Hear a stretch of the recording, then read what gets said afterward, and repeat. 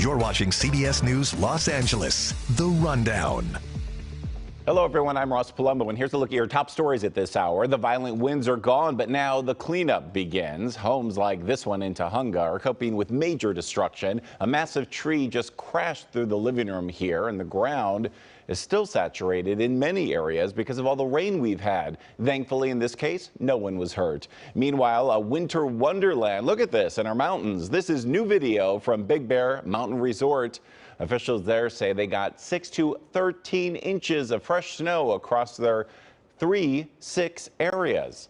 And the flakes are expected to fly throughout tomorrow. So what can we expect for the weekend? KCAL News meteorologist Marina Jurka has the answers on our next weather forecast. Marina, how's it looking? Well, we're still going to see about a 3 to 5 inch more total additional for the Big Bear Mountains. So they're going to have a great weekend if you're going to be heading up there. Just make sure you remember those chains because we'll see some light snow showers and through tomorrow. But we're already starting to pick up on those isolated storms. You can see that we've got a little bit of rainfall in the downtown metro area, but that's just some light rain. Heavier south, that's just south of Inglewood right now, but then pushing down Foothill Ranch into Orange County, just north of Lake Forest, really sandwiched in between Corona and Rancho Santa Margarita. We're dealing with a few isolated pop-up thunderstorms that are starting to push in. As anticipated, Orange County and Inland Empire will be the most susceptible. Traveling up on 91 just south of Riverside and Woodcrest, you can see another little cell that's starting to pop up in this direction as well. And these are all traveling down towards the south, so they'll just continue to make their way down towards the coastline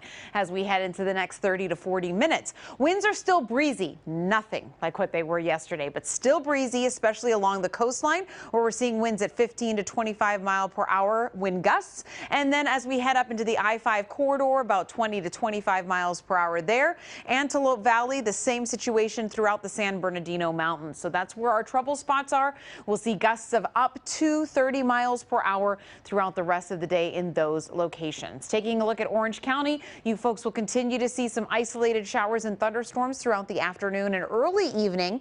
Mostly cloudy skies will rule your night. And remember, it's a cold core low. So because of that, we are seeing temperatures that are cooler today in the mid to low 60s across the bulk of our viewing area. Tomorrow will be still a touch cooler, 69, mostly sunny. But Sunday, we start our warming trend as the low 70s and the luck of the Irish are on our side. And we get close to 80 as we enter into spring next week. But not today. We're in the 60s all across the coastline with 63 at LAX, 64 Laguna Beach, 63 Fullerton and Pasadena, 65 Santa Clarita, 32 in Wrightwood, perfect temperature, 30 in Big Bear City for that snow to fall, 61 in San Bernardino and 62 in Riverside. So there's that stubborn low and it's just lingering. And so as it continues to just make its way throughout Southern California, we'll see that rotation of the moisture just slip right back into our area. So we've got plenty to work with here for isolated showers and storms throughout the rest of this evening. So if you have some plans to head out and about on this Friday night, throw an umbrella in the back seat, and then we'll be looking at a much better weekend ahead. So here's the extended. This is what we will see as we push into both our Saturday and Sunday with temperatures in the upper 60s tomorrow, low 70s on Sunday. And that's exactly where we're supposed to be for this time of year to give you perspective.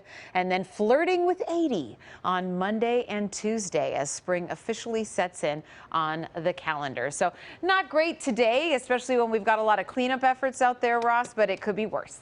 Listen, I think it looks great, and we are going to get the look of the Irish here, right? Look at that next week. It's beautiful. I know. Looks great. Thanks so much, Marina. Well, growing concerns over a homeless encampment at Ormond Beach in Oxnard. KCAL's Jasmine Veal is working that story for us right now.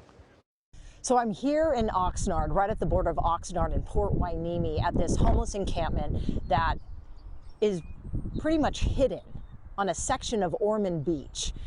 The way we got here, we had to walk down these sandy paths in between all of these bushes and shrubs to find this homeless encampment, which actually can be seen from the Hueneme Pier. But this is an issue that residents have been dealing with for years, and that was brought to our attention again by some concerned neighbors and environmental groups worried about the pollution and getting into some endangered species nesting grounds. So we found this encampment. I have not seen anyone out and about yet, whether they're inside some of their makeshift shelters like the one you see behind me. It's that black tent over there.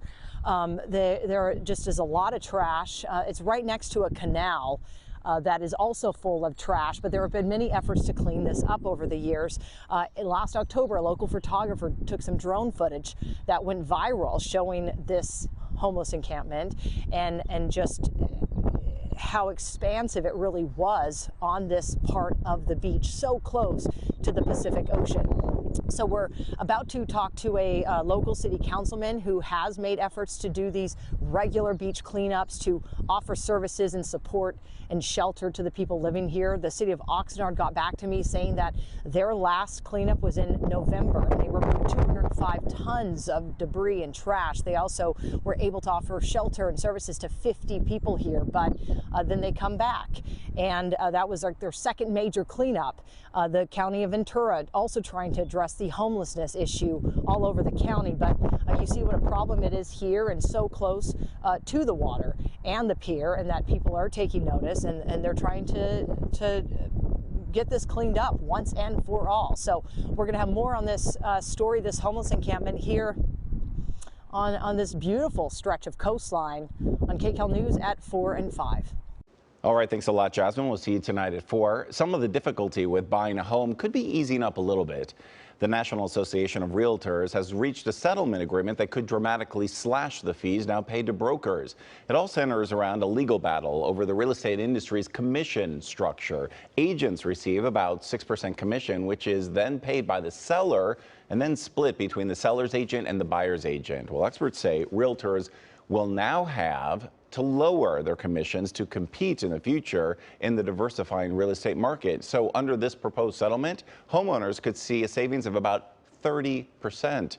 The agreement, though, still has to get court approval before it takes place.